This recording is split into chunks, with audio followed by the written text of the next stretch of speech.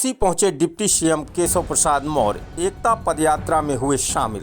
नमस्कार, आप देख रहे हैं इंडियन लाइव टीवी चैनल। मैं हूं अजय शुक्ला। अखिलेश यादव और बिहार चुनाव को लेकर दिया बड़ा बयान। उत्तर प्रदेश के डिप्टी सीएम केशव प्रसाद मौर्य आज झांसी दौरे पर रहे, जहां उन्होंने एकता पदयात्रा के साथ अन्य कार्यक्रमों में शिरकत की।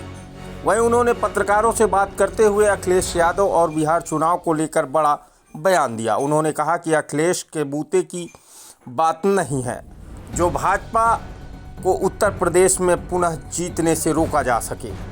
वहीं बिहार चुनाव में भाजपा जीत पर कहा कि बिहार की जनता ने परिवारवाद, जातिवाद, गुंडे माफियाओं को सबक सिखाने का काम किया है और यह तो एक उदाहरण है। पश्चिम बंगाल में भी भाजपा कमल खिलाएगी।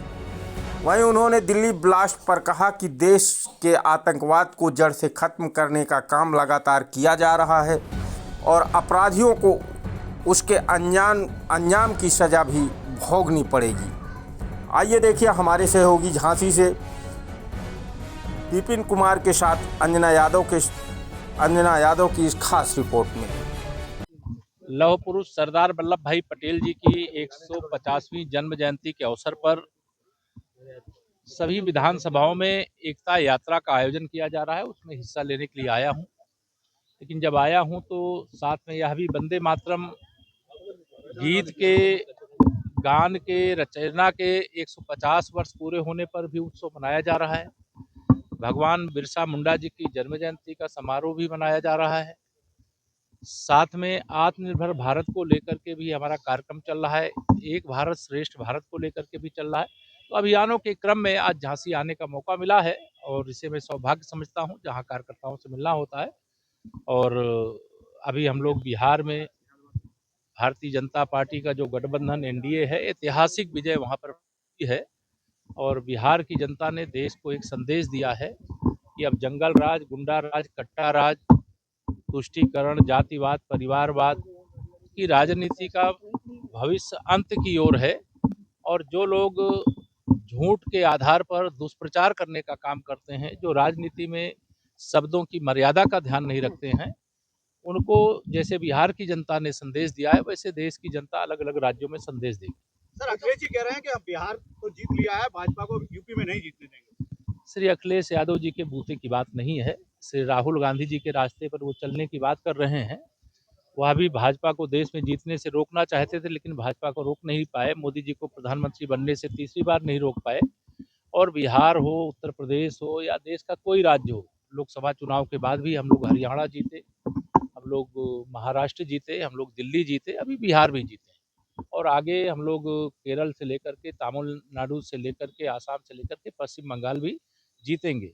अब गुंडागर्दी, बूथ कब्जा, बूथ लूट करके देश लूटना, बूथ लूट करके प्रदेश लूटना, ये माफियाओं के बल पर अब राजनीति नहीं चलेगी। देश जाग गया है। जिस तरह से दिल्ली ब्लास्ट के जो यूपी से जुड़ रहे हैं, सहारनपुर है, कानपुर है। देखिए, देश का दुश्मन चाहे यूपी में छिपा होगा, चाहे देश के किसी राज्य में छिपा होगा, चाहे दुनिया के किसी कोने में छिपा होगा, सुरक्षा एजेंसियों पर, देश की सेना पर, देश की सरकार पर आप भरोसा रखें।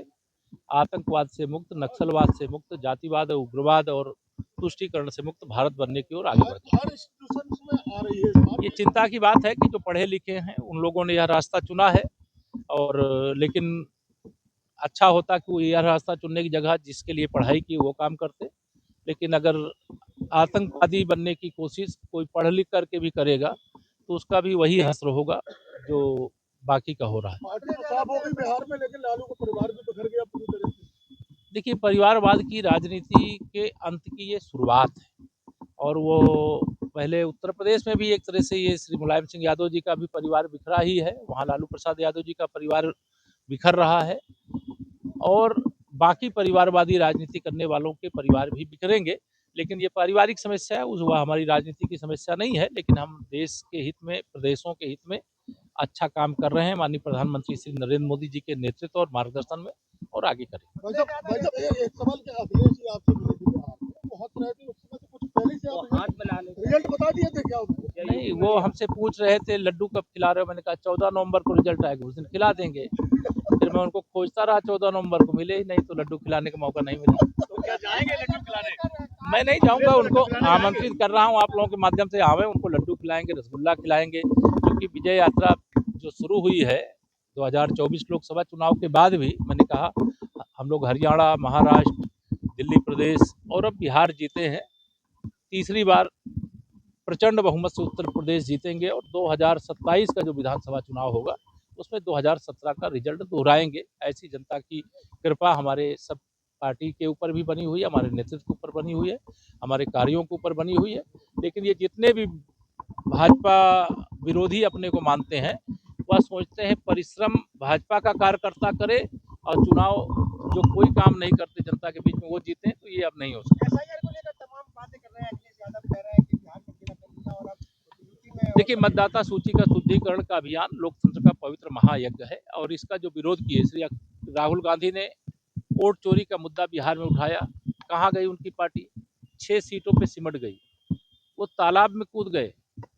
मैंने कहा नदी में कूदो चाहे कुआं में कूदो, चाहे तेजस्वी यादव को लेकर के कूदो, चाहे अखिलेश यादव को भी लेकर के कूदो, लेकिन ये मतदाता सूची का शुद्धिकरण का जो काम है ये लोकतंत्र का पवित्र यज्ञ है और इसमें एक राजनीतिक दल के नाते सभी दलों को हिस्सा लेना चाहिए और इससे मतदाता सूची में सुधार हुआ है। कोई मृतक मतदाता हो गया है तो उसका सूची में नाम नहीं होना चाहिए। अगर किसी मतदाता का एक से अधिक स्थान पर नाम है तो एक स्थान पर ही होना चाहिए। कोई घुसपैठिया मतदाता सूची में अपना नाम किस जुगाड़ से दर्ज करा लिया है तो वह हटना चाहिए और जो हमारे युवा मतदाता हैं जिनकी आयु 18 साल होने वाली है उनका नाम भी मतदाता सूची में होना चाहिए। यही मतदाता सूची का शुद्धिकरण है। जब शुद्धिकरण का अभियान चलता है, ये कांग्रेसी हो, सपाई हो, रजत वाले हों, टीएमसी वाले हों, कहीं हम हिस्सा नहीं लेंगे और जब शुद्धिकरण का काम हो जाएगा तो उस पर आरोप लगाएंगे। तो इस आरोप को जनता नकार चुकी है और बिहार से संदेश दे चुकी है। धन्यवाद।